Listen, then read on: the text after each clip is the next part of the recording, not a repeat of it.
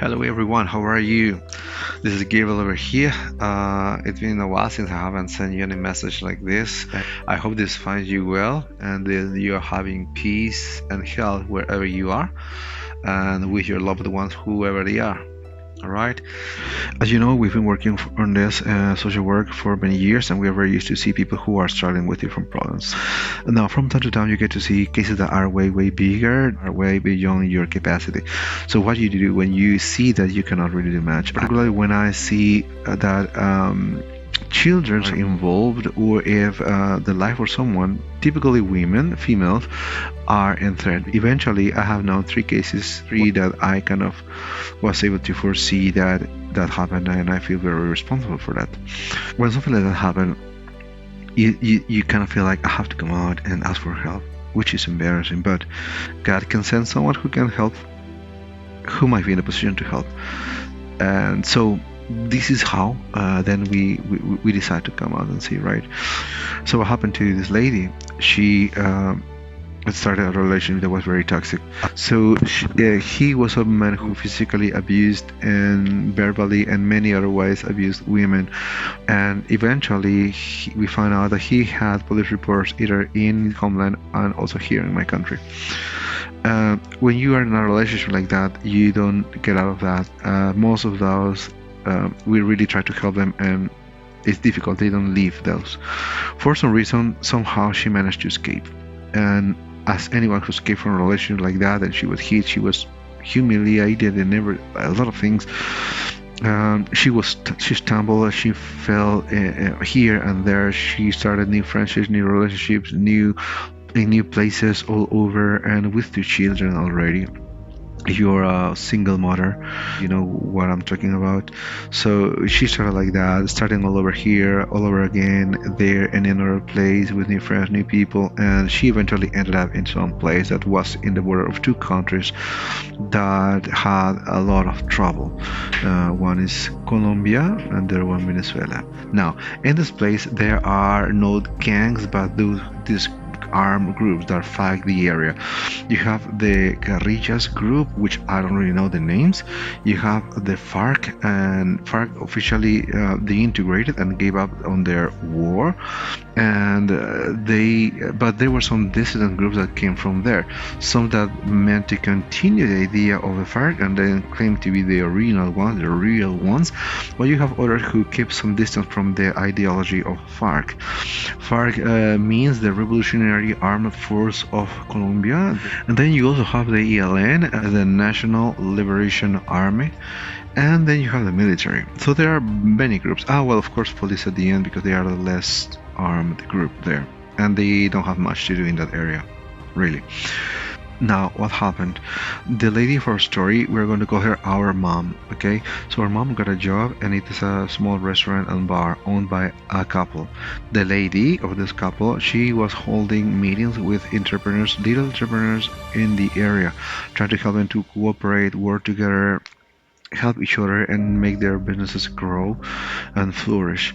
Now, that day, the meetings were also with someone who was a man representative of a big oil company. They, at the end of the day, returned to this bar, and the lady asked our mom, "Hey, could you please give us something to drink?" She said, "Of course, absolutely, I will." She goes. She returns with the drinks, and when she returns, she sees the motorbikes coming, guys coming out of the motorbikes and take the guns out and both the woman and the man who was with her both fall to the ground, completely covered in blood, and they leave again in their bikes. One of them sees our mom and say, "Hey, stop the bike." He gets off the bike, comes and calls her, "You come here." He takes the gun out and points at her, and but the bullet didn't come out. He pulls again the trigger, and it didn't work. She didn't know what to do, and she just took her purse, her wallet, and her telephone, and she kept the head up to the other side because she didn't want to see the moment when the bullet would come to her, and she just gave that to him. He tried again, it didn't work. He took the thing from her and said, you know what, you're safe this time, but I'm gonna come back and I'm gonna have you killed. I'm gonna kill you the next time. I know who you are, I've seen you, and I'm gonna come back to kill you. So be careful. Don't talk to anyone and don't do anything. He runs back to the bike and they leave. She doesn't know, she's completely in shock, and she tries to help the lady who is on the floor, and she's screaming, she's all covered in blood, she doesn't know what to do. Seconds later, she sees the motorbikes coming and she thinks they are coming back to kill me now.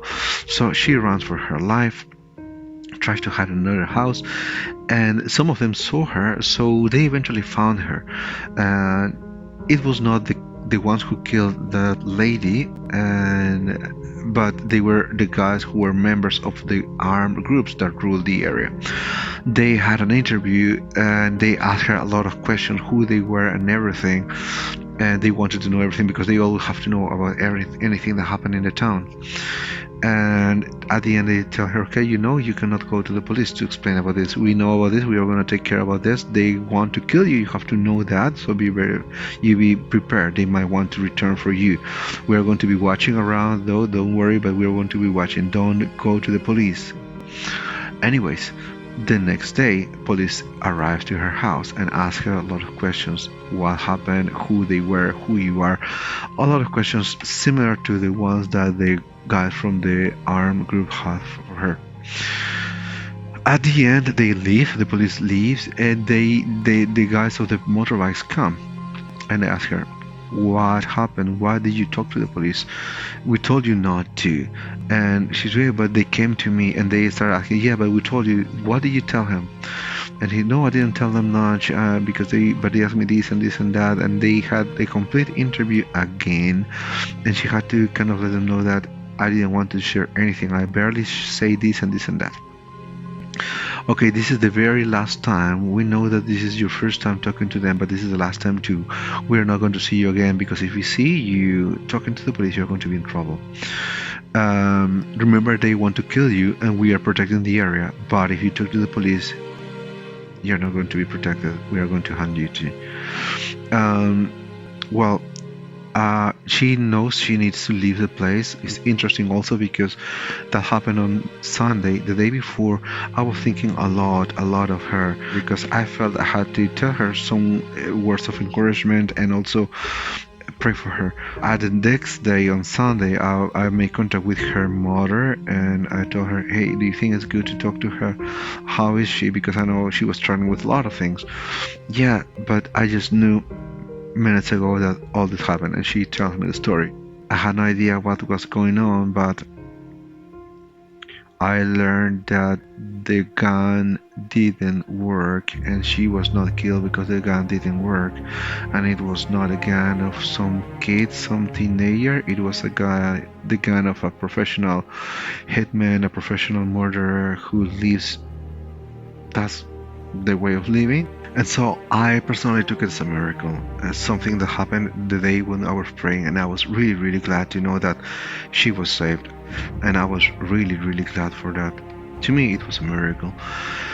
Well, she eventually started looking for a way to go to the police, because we asked them, please, we want to help you to get out of there, but it would be good to have some document from the police that says, this is what happened to me, that's what I'm escaping, that's what I'm escaping from.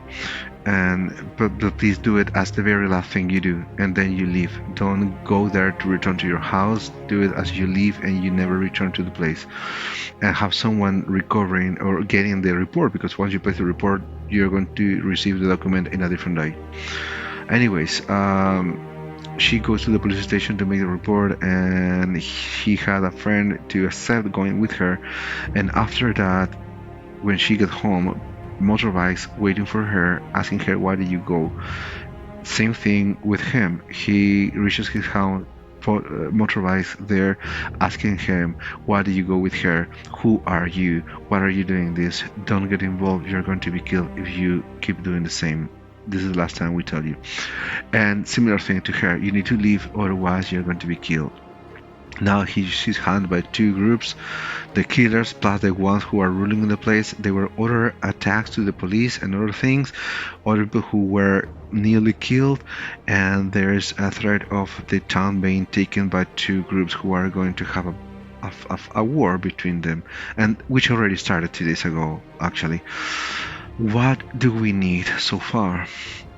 We really want them to leave the place, reach a safer area in the country, as bigger city and a bigger city. Eventually, if it is possible, to leave the country, but that requires also a lot of funds. I don't know if there's anyone in possibility to help them to escape that place. If you are one, please let me know. Also, this is a case that is not going to be solved in a month or 2 months or so. She's going to be someone like some other cases that we had that is going to need help for years, possibly at least 2-3 years. If there's anybody there who wanted to sponsor, well, we have now 2 or 3 girls to be sponsored for education, also for food. So if you are interested in doing that, please let me know, and I can give you a lot more abundant information about them. So far, I'm leaving her information private, but if you are the one, you can talk to me and I can share that with you. If you want to pray for her, like seriously interested for her safety, so she makes it out of the first city, next to the next one, to the next one, until she reaches a safer place, or eventually reach a different country. Also, please let me know and I will let you know more about them. I will try to write the contact information. Sometimes there are people who want to support anonymously. I will try to write possibly the bank account or something if you wanted to join with this, but this is what is going on. Please, if you are interested, again, either praying hard for them, for these 3 girls and the mother, as well as possibly helping financially to this cause, please let me know. Thank you if you reached this point. God bless you a lot. Big hug and love from Peru.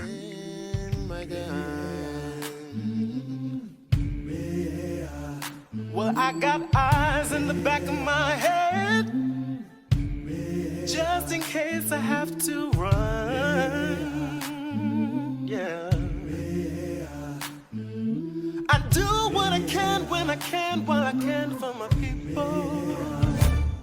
While the clouds roll back and the stars fill the night, that's when I'm gonna stand up, take my people with me.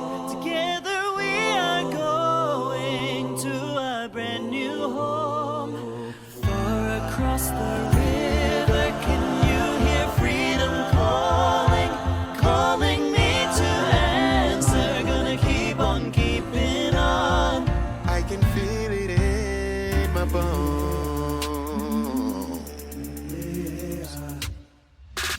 Early in the morning,